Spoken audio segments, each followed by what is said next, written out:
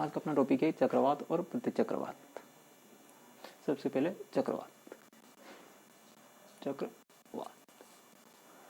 चक्रवात में केंद्र में निम्न दबाव का क्षेत्र या कम दाब का क्षेत्र बन जाता है। कम दाब होता क्या है, बेसिक कि हवा गर्म होती है, गर्म होके हल्की पड़ जाती है, हल्की होके ऊपर उठती है, तो वहाँ खाली दबाव, खाली क्षेत्र ये निम्न दाब या कम दबाव का क्षेत्र बन जाता है। तो हवा ऊर्ध्वाधर तौर पे ऊपर उड़ती है, कहाँ जाती है? ऊपर चली जाती है, और यहाँ पर जो होता है यहाँ निम्न दाब का क्षेत्र बन जाता है। निम्न दाब या दबाव जिसे बोलते हैं हम, निम्न दाब का क्षेत्र या निम्न दबाव का क्षेत्र बन जाता है। बनने का जो मेन कारण है वो क्या है? हवा गर्म होती है, गर्म होके हल्की होती है, हल्की होकर ऊपर उठ जाती है। तो इस निम्न दाब या कम दबाव क्षेत्र को भरने के लिए कोई भी स्थान खाली होगा तो बेसिक हवा का जो नियम है वो अधिक दबाव से कम दाब की तरफ आती है, या अधिक दबाव होगा या अधिक दाब होगा, वहाँ से कहाँ जाएगी हवा? निम्न दाब की तरफ। तो यहाँ क्या है? निम्न दाब या कम दबाव का क्षेत्र बन जाता है। तो इसको भरने के लिए हवा बाहर से केंद्र की तरफ आती है। यही चक्रवात में होता है। तो क्या होता है? हवा बाहर से केंद्र की तरफ तेजी से आती है।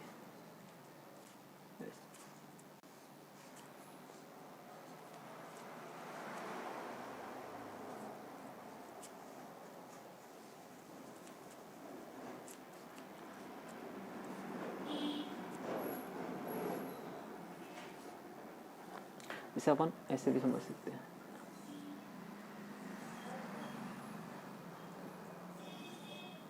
हवाएं बाहर से अंदर की तरफ आ रही है, ठीक है, मैं देखे होंगे चक्रवात में हवाएं बाहर से अंदर की तरफ आती है, तो अधिक दबाव से निम्न दाब की तरफ हवाएं तेजी से आती है। तो केंद्र में निम्न दाब होता है, बाहर अधिक दबाव होता है। अब इनकी जो दिशा होती है हवाओं की, वो होती है विपरीत, एंटी क्लॉकवाइज। ये कहाँ होती है? उत्तरी गोलार्ध। पृथ्वी के उत्तरी गोलार्ध में चक्रवात में हवाओं की जो दिशा होती है वह एंटी क्लॉकवाइज यानी घड़ी की सुई की दिशा के विपरीत होती है। क्योंकि भारत उत्तरी गोलार्ध में है, अर्थात भारत में चक्रवात में जो हवाओं की दिशा होती है वो एंटी क्लॉकवाइज होती है, दक्षिणी गोलार्ध में क्लॉकवाइज हो जाती है। अब इसमें जो विशेषताएं वो अपन यहाँ लिख लेते हैं। क्या होता है? केंद्र में निम्न दाब का क्षेत्र बन जाता है। निम्न दाब का क्षेत्र होता है, जबकि बाहर क्या होता है? बाहर अधिक दाब का क्षेत्र होता है। तीसरा, इस दाब को क्षेत्र भरने के लिए हवाएं बाहर से अंदर की तरफ आती है। हवाओं की जो गति होती है वो होती है, हवा की गति बाहर से अंदर की तरफ होती है, अंदर की और होती है। इसमें बहुत तेज गति से हवाएं चलती है, 120-160 किलोमीटर ऐसी हवाएं बहुत तेज गति से बहुत तेज गति से चलती है। आंधी आती है। क्या होता है? आंधी आती है और भारी बारिश होती है। बारिश होती है। चक्रवात में अपन ने देखा ही है कि आंधी के साथ में भारी बारिश होती है। चक्रवात साल में 2-3 चक्रवात आ जाते हैं। इधर बंगाल की खाड़ी की तरफ भी आते हैं और अरब सागर की तरफ भी आते हैं। तो अधिकांश जो चक्रवात आते हैं वो बंगाल की खाड़ी की तरफ, पूर्वी हिस्से की तरफ आते हैं, भारत के पूर्वी तट पे।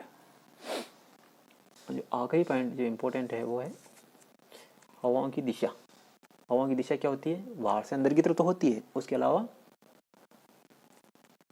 विपरीत, घड़ी की सुई के विपरीत हवाएं घड़ी की जो सुई है वो चलती है ऐसे, तो ये चलती है ऐसे उल्टी, घड़ी की सुई के विपरीत। विपरीत दिशा में गति करती है या चलती है कहाँ? उत्तरी गोलार्ध, उत्तरी गोलार्ध में। दक्षिणी गोलार्ध में लिख सकते हैं चाहे तो, दक्षिणी गोलार्ध में घड़ी की सुई के अनुदिश हो जाती है, दिश होती है। तो मेन बात यह है कि केंद्र में निम्न दाब या कम दबाव का क्षेत्र बन जाता है। उस क्षेत्र को भरने के लिए हवाएं बाहर से अंदर की तरफ आती है और अंदर हल्की गर्म होकर हल्की होती ऊपर उठती है। इसके द्वारा तेज आंधी चलती है।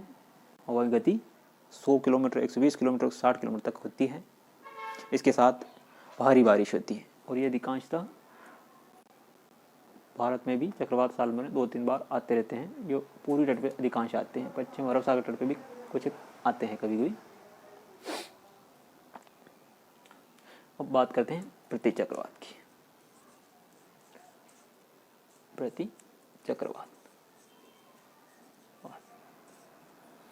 प्रतिचक्रवात में केंद्र में अधिक दबाव का क्षेत्र बन जाता है। क्या हो जाता है? अधिक दबाव का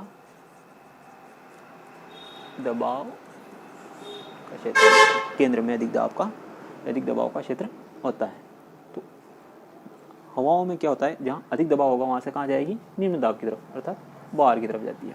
कहाँ जाती है? बाहर की तरफ।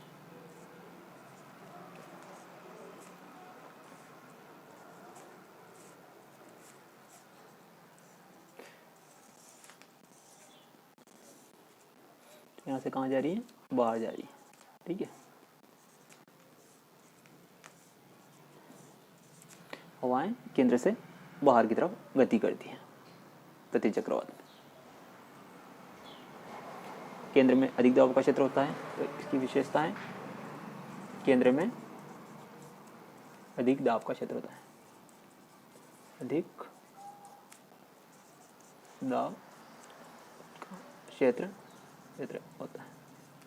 दूसरी इसमें सबसे बड़ी विशेषता है कि प्रतिचक्रवात में मौसम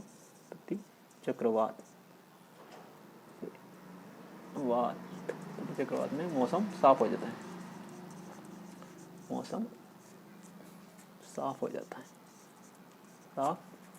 जाता है। अर्थात ना तो बारिश होगी ना आंधी आएगी, कुछ नहीं होगा, मौसम साफ हो जाता है। हवाएं केंद्र से बाहर की ओर गति करती है और केंद्र से बाहर की ओर गति करती है।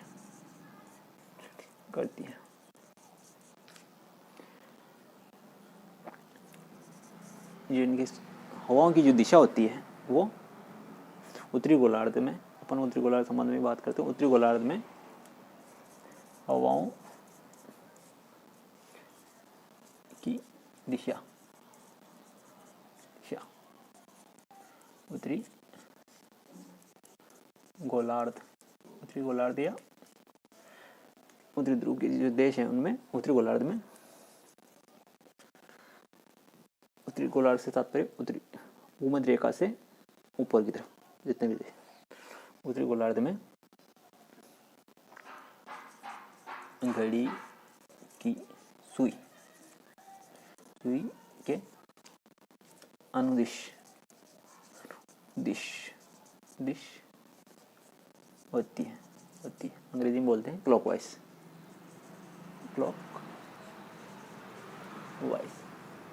क्या होती है दिशा है? क्लॉकवाइज, जबकि ये होता है एंटी क्लॉकवाइज।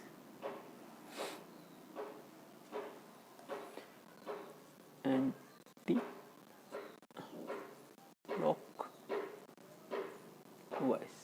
क्लॉकवाइज। एक बार फिर इसका रिवीजन कर लेते हैं। चक्रवात, चक्रवात में केंद्र में निम्न दाब का क्षेत्र हो जाता है। और ये बनता क्यों है? क्योंकि अत्यधिक गर्मी से हवा हल्की हो जाती है, हल्की होकर ऊपर उठती है तो केंद्र में खाली स्थान या निम्न दाब का क्षेत्र बन जाता है। उस निम्न दाब या खाली स्थान को भरने के लिए बाहर से हवाएं, जहाँ अधिक दाब होगा वहाँ से हवाएं निम्न दाब की तरफ गति करती हैं, तो वहाँ से हवाएं अंदर की तरफ आती है और इनकी जो दिशा होती है वो उत्तरी गोलार्ध में घड़ी की सुई के विपरीत एंटी क्लॉकवाइज होती है और इसके द्वारा भारी बारिश होती है, तेज आंधी चलती है और दक्षिण गोलार्ध में घड़ी की सुई के अनुदिश हो जाती है। यही डिफरेंस है। जो मेन अंतर की बात करें, चक्रवात और प्रतिचक्रवात। चक्रवात तो इसमें बाहर से केंद्र की तरफ, केंद्र की ओर, और इसमें बाहर की ओर हवा की गति होती है। केंद्र में निम्न दाब या उच्च दाब केंद्र में चक्रवात में केंद्र में निम्न दाब, जबकि प्रति चक्रवात केंद्र में उच्च दाब होता है। हवा की गति केंद्र से केंद्र की ओर, बाहर से अंदर की ओर या बाहर की ओर होती है, जैसे बाहर की ओर होती है।